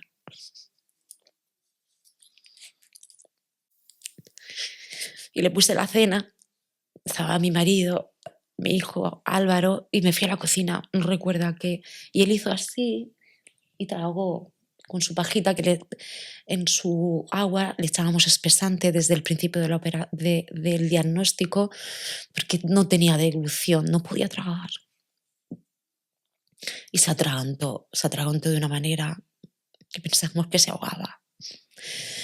Martín tose, mi marido lo zarandeó, lo pusimos boca abajo, tose, Martín tose, y hubiese estado.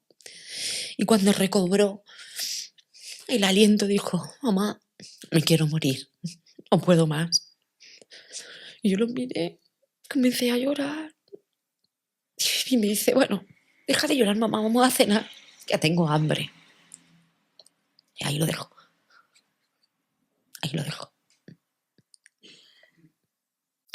El lunes anterior a ese miércoles, yo le supliqué a la Risaca que le hiciera una resonancia. Martín está muy mal. Martín, le tienes que hacer una resonancia. Martín tiene mucha sintomatología, se me ahoga. Martín está muy mal. Le hicieron una resonancia de urgencia. Y ese lunes nos dieron el resultado 5 días antes de que él cogiera su sala. Y en oncología pediátrica me dijeron, mira, Martín, su tumor está en progresión, Isa. Hemos pedido dentro de los comités de neurooncología que pueda entrar Martín por uso compasivo en lo que sea. No hay nada, Isa, y Martín está en progresión. Y una de las médicas de paliativos, muy firme, me miró. Como yo siempre había llevado, le había incorporado a mi hijo en tratamiento. Una de las pediatras de paliativos me dijo, y te tienes que pensar en ponerle una sonda nasogástrica, porque Martín se ahoga a la hora de comer. Y yo le dije, no le voy a poner a mi hijo una sonda nasogástrica, no lo voy a hacer pasar por eso, está destruido. Y ya muy seria me dijo, pues se la vamos a poner, porque la calidad de vida de Martín está por encima de lo que tú me digas. Fue la primera vez que yo dije, vale. Y ese lunes, eso era el lunes, y el lunes siguiente habíamos quedado para ponerle a Martín una sonda nasogástrica. Volvíamos al inicio de la enfermedad. La oncóloga iba a pedir permiso para volver a radiar a Martín. Otra vez, otras 27 sesiones de radioterapia. Volvíamos a la casilla de inicio. Martín no sabía eso. Y ese miércoles Martín dijo, no puedo más. Y él durante sus tratamientos y durante todo ese tiempo se quejaba mucho, se preguntaba por qué, porque entiendo que al final un niño de 8 años tampoco es consciente de lo que le está pasando y no encuentra un motivo al por qué tiene que vivir esa situación, por qué no puede llevar una vida como sus compañeros, como la gente que ve. Entiendo que durante ese tiempo él se haría interiormente muchas preguntas, pero claro, no sé cómo lo externalizaba hacia vosotros. Cuando ingresamos por primera vez, antes de ponerle a Martín la válvula intercraneal, ya sabíamos el diagnóstico y iban a poner una válvula intercraneal.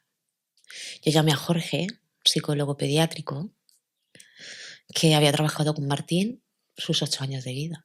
Martín fue diagnosticado de TEA a los 18 meses, pero un autismo muy, muy leve.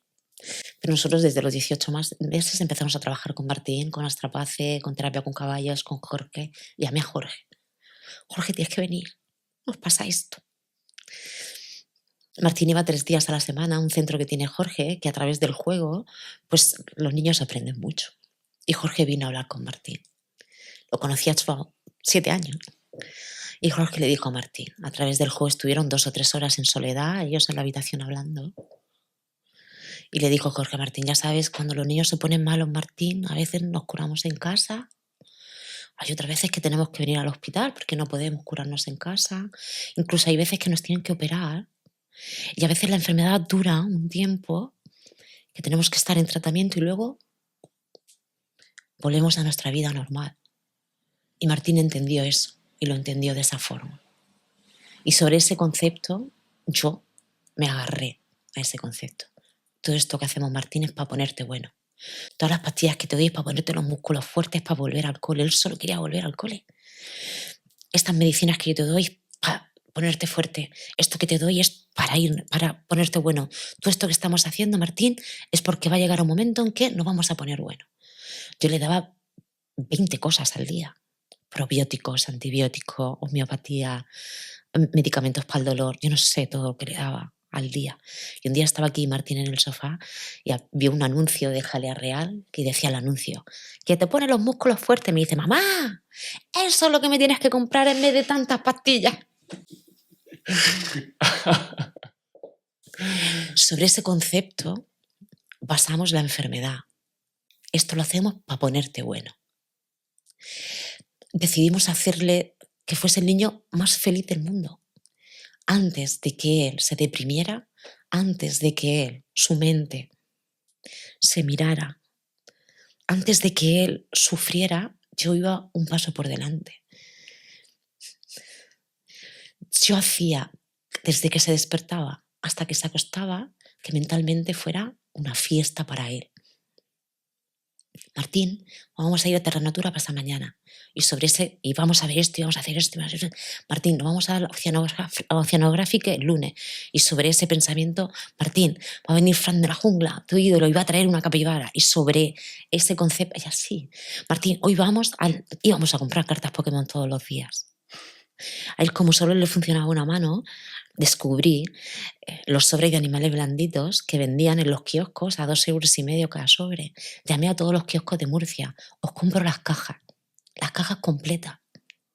Yo compraba cajas completas, los kiosqueros me llamaban, me llega una. Yo iba corriendo y la compraba. Y cuando yo veía que Martín entraba, decía, Martín, cierra los ojos. Mira lo que te traigo, una caja de animales blanditos. Abríamos una cada 2 días. Y esa ilusión de esa colección, me bajé su habitación al salón. Le hacía obras de teatro. Yo jugaba y él me veía jugar. Y él me decía, esto aquí, esto allá, esto acá. Este no, mamá, este sí.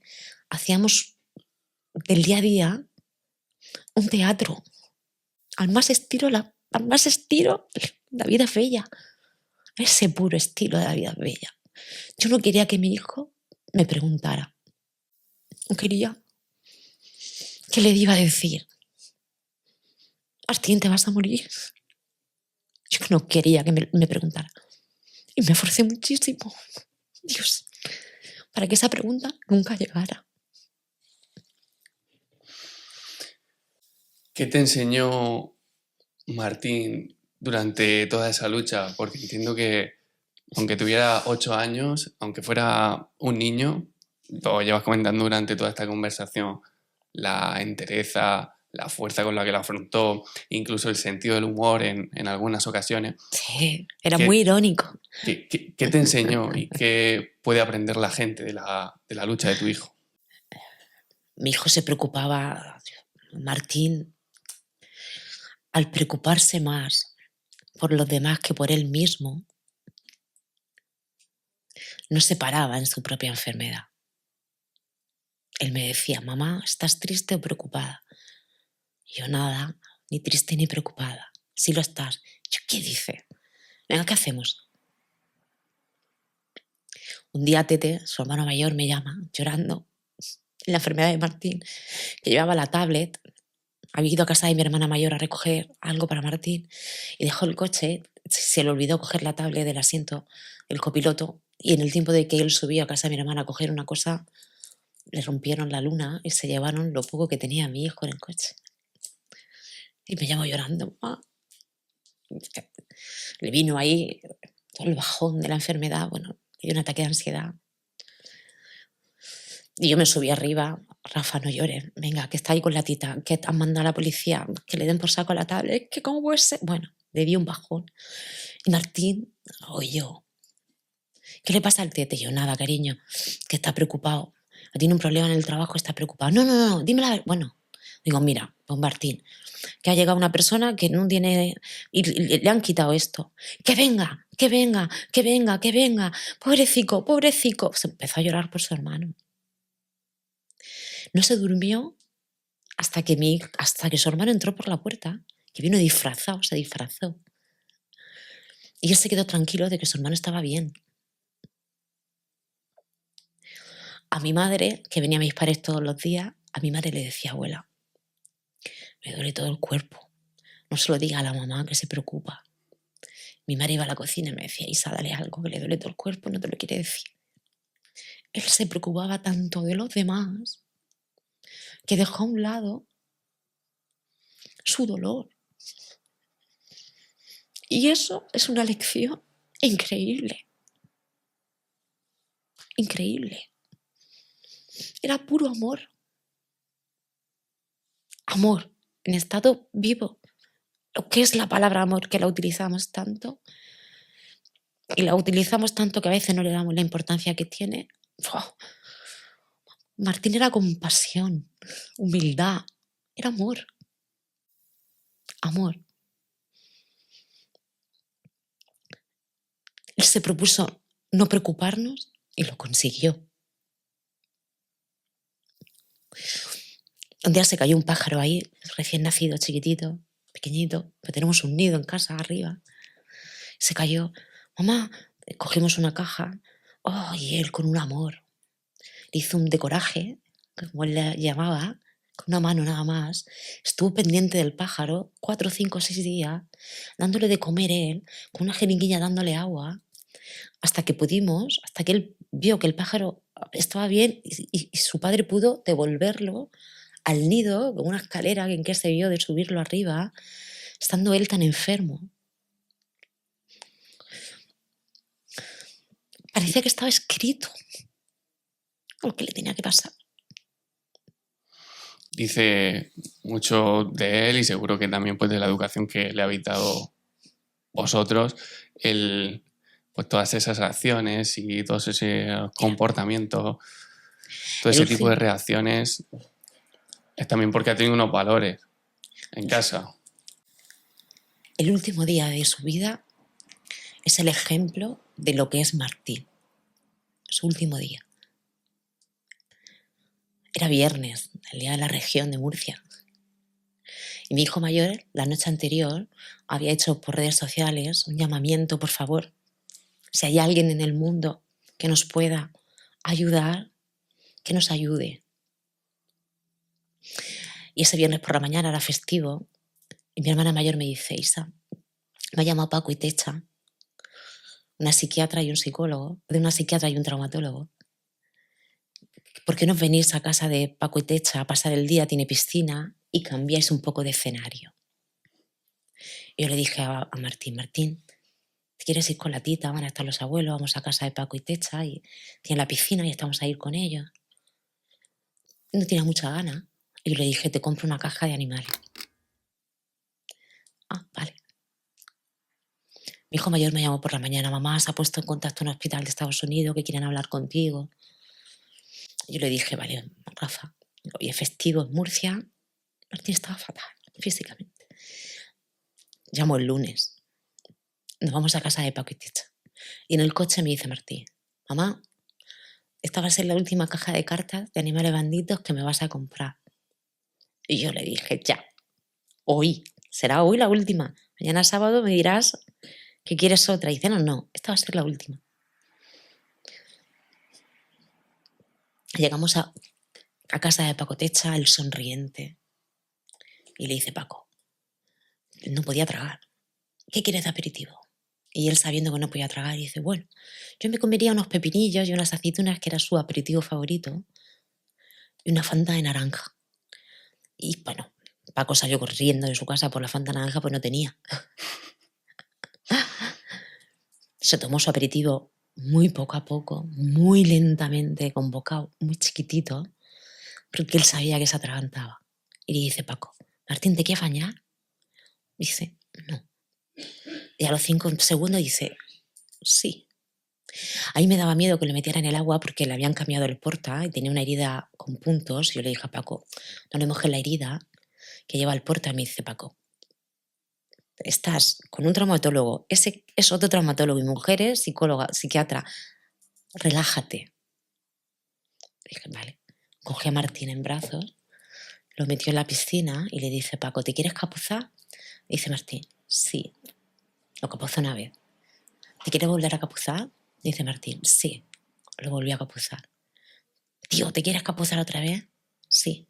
Y se capuzó 3 veces. ¿Te quieres capuzar otra vez? Dice, ya es suficiente, ya me puedo sacar. Él estaba sin bautizar. Lo sacó de la piscina y lo sentó en un sofá. Y me dice, ya había llegado mi hermana mayor, mis padres venían de camino. Mamá, yo estaba cambiando el bañador mojado para ponerle uno seco y me dice, al oído, mamá, quiero que me lleves al hospital. Digo, ¿qué te pasa, Martín? ¿Qué te duele? Nada. Tranquila que no me duele nada. Quiero que me lleves al hospital a que me ponga la máscara de culo de dinosaurio porque quiero dormir. Le tomé la tensión, el oxígeno, sangre y él estaba bien. Mira a mi hermana Carmen y digo, lo voy a llevar. Dice mi hermana, vale. Con una tranquilidad. Martín no tenía ningún dolor. Llamé a Teresa de paliativos, Teresa, vamos al hospital. ¿Qué le pasa a Martín? Nada, solo quiere dormir. Me está pidiendo el propofol, me está pidiendo que lo sedéis. Dice, bueno, pues vete para allá que te estamos esperando. Llegué, me decían las enfermeras, ¿qué le pasa? Digo, nada, solo quiere dormir. Teresa llegó, fuimos al box número 8. Martín riéndose, hasta dando bromas. Decía, ¿habéis llamado a todos para que vengan? ¿A todos? Y mi hermana Carmen, ahora mismo los llamamos. Llamaron a mis hijos mayores, a mis primos, a todos. Él esperó a que estuvieran todos. En paliativos, Teresa le puso un bolo de morfina y de corticoides para intentar rescatar de ese sueño que él quería. No lo rescataba. Y Martín le decía a Teresa, quiero que me ponga la máscara que huele a culo de dinosaurio. Quiero que me baje donde me la ponéis. Porque es una sala decorada de animales blanditos, de animales marinos, perdón. Quiero que me bajes. Y me dice Teresa, vamos a hacer el paripé. Llamó un celador, todo, nos bajamos a la sala de esa resonancia decorada de animales blanditos y Teresa le ponía oxígeno. No propofol, sino oxígeno. Se le ponía oxígeno, se lo quitaba y Martín le decía a Teresa, esta no es la que yo quiero. Esta no es la que tú me tienes que poner. Y al salir de la sala de animales blanditos, me mira y me dice, mamá, que sepa que soy un fanático de los animales. No volví a hablar. Esas fueron sus últimas palabras. Soy un fanático de los... Con una sonrisa. Con una sonrisa. Con una paz. Mirándome a la cara. Mamá, que sepas que soy un fanático de los animales. La última vez que lo oímos hablar, comenzó a prepararse para volar desde por la mañana y él parece que lo sabía. Dijo eso y entró en un estado comatoso. Hizo un amago de irse. En ese box número 8 y faltaban mis sobrinos por venir. Hizo un amago de volar y comenzamos todos a gritarle. Martín, respira, no estamos todos. Martín, respira, Martín, respira. Y volví a respirar. Sin drama, sin susto, sin sobresalto, con una paz, con una tranquilidad en su cara.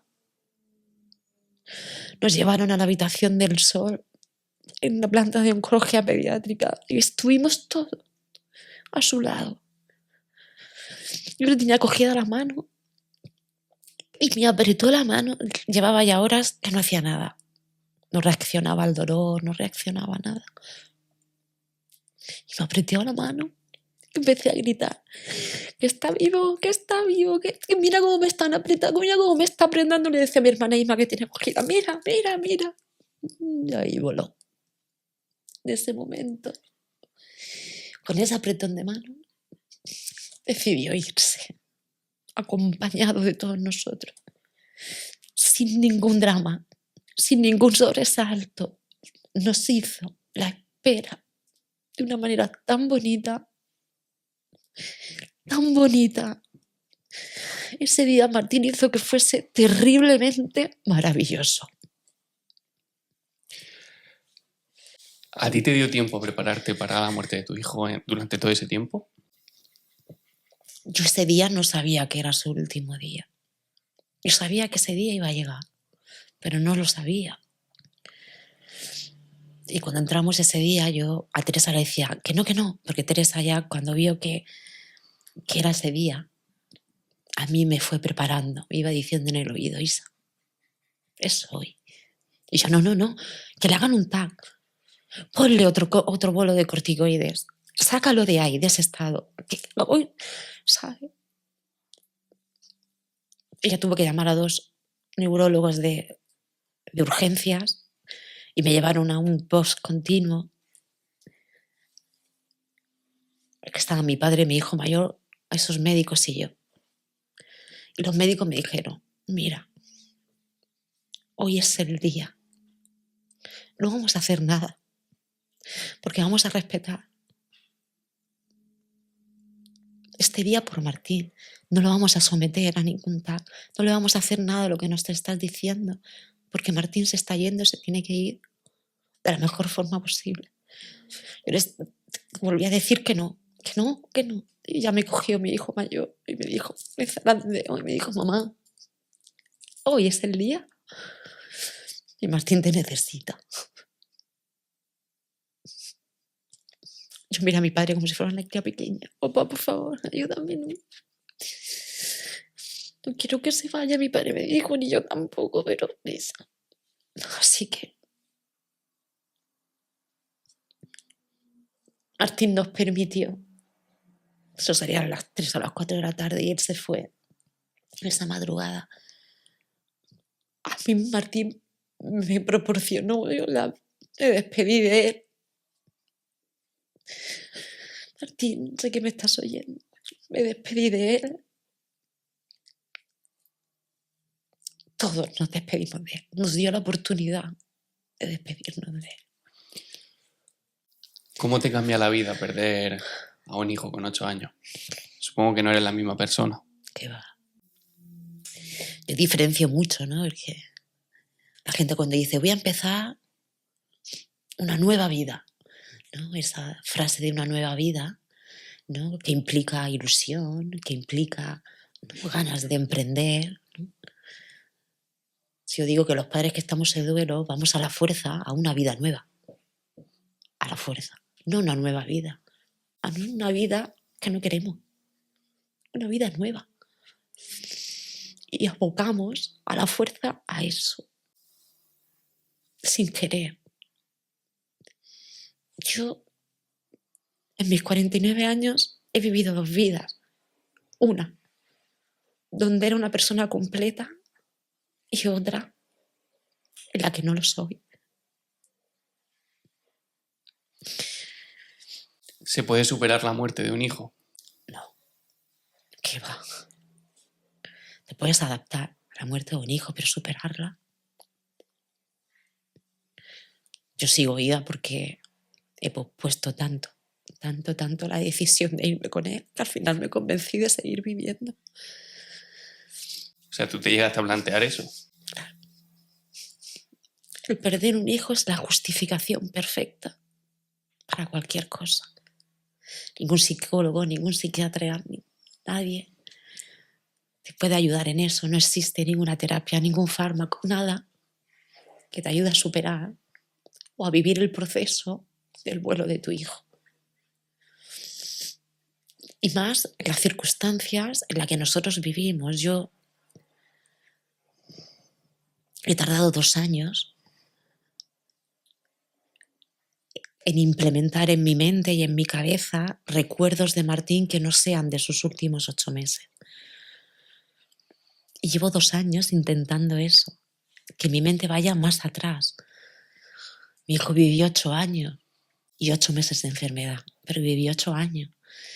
Pues yo llevo 2 años intentando recordar esos 8 años y no pararme en esos últimos 8 meses que para mí como madre fueron de mucha intensidad. Vivimos una guerra disfrazada de amor para mi hijo, ¿sabes? Y eso cuesta mucho trabajo. Isabel, del 1 al 10, ¿cómo de injusta crees que ha sido la vida contigo? ¿Perdón? Del 1 al 10, ¿cómo de injusta crees que ha sido la vida contigo? Porque yo creo que yo no tengo hijos, pero creo que no hay nada peor que eso. Le pierdes un poco de respeto a la vida, ¿sabes? Te cabreas mucho con la vida. Mucho. No por mí. No por mí. Es que mi hijo Martín no quería volar. Él me decía, yo me quiero quedar contigo y disfrutar. Él quería vivir. La vida fue muy injusta con él. Y yo pago esa consecuencia. La vida le quitó a mi hijo la oportunidad de vivir. Y eso jamás se lo perdonaré. Nunca, jamás. Jamás. En todo este proceso en el que tienes que tocar muchas puertas, ir a despachos que te atiendan diferentes personalidades, empresarios, gente de a pie, políticos. Supongo que hay también muchas veces que te cierran la puerta, que no te atienden, que no te hacen caso, que pasan de la causa. ¿Tú has conseguido superar todo el rencor que te pueda generar una situación así? ¿O todavía tienes ahí alguna espinita clavada con alguien? Mira, nunca nos han dicho a nivel político o administrativo que no a nada.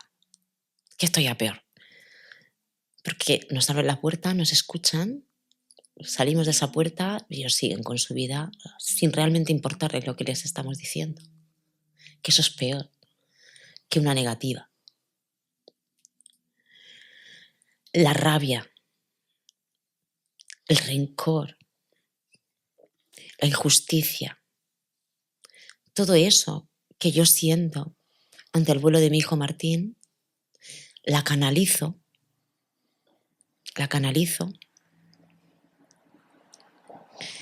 en poder llegar a hacer un cambio contra el DIPG.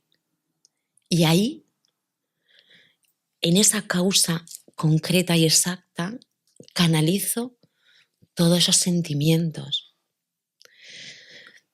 Solo en ellos. Y con esos sentimientos me nutro para que me dé fuerza para seguir esa línea. Cambiar los protocolos de DIPG, establecer esos hospitales de referencia, mantener los ensayos clínicos abiertos los 12 meses del año. Ahí llevo 1 año y medio trabajando. Y en esa vía de la fundación, en esa línea de trabajo que tenemos, allí es donde pongo toda mi rabia, toda mi ira, toda mi fuerza, toda mi mala leche, porque es esa línea la que lo necesita. En todo lo demás, no. En esa fundación Martín Álvarez Muelas, ¿no? Que trabaja para lo siguiente, que lleguen, que no tengan que pasar por ese calvario, que puedan mejorar su calidad de vida, que la esperanza de vida sea mayor. En eso es en lo que estás ahora, ¿no? Yo creo que si no existiese la fundación de Martín, mi duelo hubiese sido muy distinto. Sí que es cierto que llevar un duelo de tu hijo pequeño trabajando con el mismo tumor, trabajando con familia, ¿no? Mi psicólogo Alejandro me dice que no es la mejor forma. Pero tal y como yo soy, ¿sabe? De mi personalidad, para mí es la mejor forma. Para mí es la mejor. El formar parte como fundación de aquellos proyectos contra el DIPG y que podamos formar parte de eso, a mí me consuela. Me consuela muchísimo. Que podamos ser partícipes a nivel económico de esos ensayos clínicos, a mí me consuela. Me da fuerza y me da ganas de seguir viviendo. En la Fundación llevamos muchas familias diagnosticadas de DIPG, ¿vale? Muchas familias. Las familias que tienen un hijo con cáncer, me da igual el cáncer que sea. Hay familias que deciden llevarlo en el más absoluto de los anonimatos y está perfecto. Y hay familias que deciden dar un paso más y involucrarse en esto que llamamos investigación, ¿no? Y bueno, para nosotros es muy importante el apoyo de esas familias, ¿no? que nos ayudan a seguir investigando. Es muy importante formar parte de esos ensayos clínicos contra el DIPG. A mí, mi vida, yo no soy la misma desde el 10 de junio del 2023, ni pretendo ser la misma. Es que no lo soy. No lo soy. Y como no lo soy, mi vida ha cambiado. Decido aceptar esta vida de esta forma, seguir luchando por Martín y por los que vendrán. Y el destino nos ha puesto ahí y ahí me voy a quedar, hasta que mi cabeza y mi mente den de sí. Te voy a pedir, Isabel, para cerrar, que le transmitas un mensaje de optimismo, un mensaje esperanzador para todas aquellas madres que a lo mejor puedan estar pasando por una situación similar. Hemos aprendido mucho y hemos sacado lecciones muy valiosas a lo largo de esta conversación. Yo simplemente, nada más llegar aquí, antes de empezar el podcast, te he preguntado por todos los trastos que había en los armarios, ¿no?, relacionados con Martín. Me parece admirable que tengáis aquí todo eso, que le tengáis tan presente. Y se me ha quedado grabado una cosa que has dicho, que es que cuando empezó la enfermedad de Martín, os dedicasteis o os obsesionasteis con generar recuerdos. Que eso es algo que quizás no tenemos presente en nuestro día a día, porque vamos con el piloto automático, y quizás deberíamos centrarnos más en disfrutar con todas esas personas que queremos y generar recuerdos, porque posiblemente un día ya no estén. Entonces, yo he aprendido mucho, pero quiero que cerremos esto con un mensaje tuyo, pues eso, para la gente en general, para las madres que estén pasando por una situación así, o incluso para cualquier persona que esté atravesando una situación difícil. Bueno, a todos los padres, a todas las madres que tienen un niño enfermo con cáncer, sea el cáncer que sea, mi amor, mi fuerza y mi admiración para todos ellos.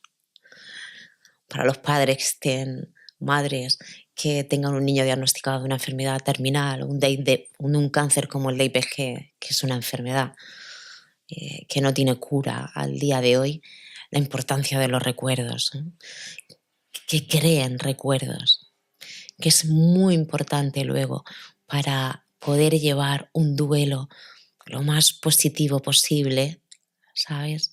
Que dejen a un lado, ¿no?, esa miseria de esta enfermedad y que vean a ese enfermo como lo que es, parte de tu familia, que le hagan una fiesta, que creen ese recuerdo, que ese recuerdo, todo lo bueno que le hagan a ese niño, a esa niña, a ese familiar, es lo que ellos van a tener luego para trabajar su duelo, que disfruten las 24 horas de ese familiar, que los padres en duelo, mira, los padres en duelo valoramos mucho, ¿no?, el día a día, valoramos mucho hoy martes. Hoy para mí lo más importante es hablar contigo. Pongo mi móvil en modo avión porque lo más importante eres tú y una conversación contigo, y no existe nada más.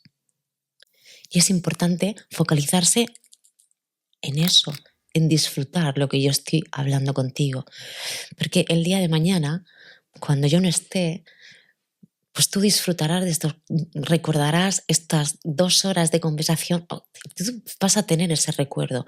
Es muy importante que nos centremos realmente en lo que estamos haciendo, que la gente que nos acompaña en el día a día, pueden llegar a ser nuestro último momento con ellos. Y eso hay que mimarlo, hay que cuidarlo, hay que ser la mejor versión de uno mismo con todo lo que nos rodea. Los padres que hemos visto el último suspiro de nuestros hijos, tenemos muy presente lo que es la muerte. Porque todos los que nos oirán tendrán en su familia alguien que haya fallecido, un padre, una madre, un abuelo. Todos tienen en su familia a alguien que haya fallecido. Pues para poder entender a nosotros los padres y cómo valoramos eso es que se vayan al día en el que ese familiar falleció y que intenten, ¿no?, pensar en el sentimiento que ellos tenían en ese momento, en el que velaron a su padre, a su abuelo, a un hermano. Pues los padres mantenemos ese sentimiento todos los días. Por eso no lo superamos. El sentimiento de pérdida de un hijo es diario, todos los días de nuestra vida. Todos. Y valoramos muchísimo el día a día. Por ese motivo, porque sabemos, tenemos esos sentimientos de ese momento, cuando tú estás velando a ese familiar, de dureza, de dolor, de echar de menos, eso lo llevamos nosotros todos los días. Por eso valoramos tantísimo al que tenemos enfrente. Pues te agradezco muchísimo, Isabel Muelas, que me hayas abierto las puertas de tu casa y sobre todo estas 2 horas de conversación que sin duda voy a recordar siempre. Ojalá no haya llorado mucho. Ojalá. Muchísimas gracias y a vosotros pues espero que os hayáis quedado o que hayáis sentido lo que significa perder a un hijo, pasar por todo ese proceso que ha tenido que pasar Isabel Muelas y su familia y sobre todo y principalmente que os quedéis con todos esos mensajes positivos que nos ha lanzado a lo largo de este episodio de este podcast y que tengáis muy presente ese espíritu de superación y esa capacidad de sobreponerse a lo peor que le puede pasar a una persona, que es perder a un hijo y más aún perderlo con solamente 8 años. Gracias por estar ahí.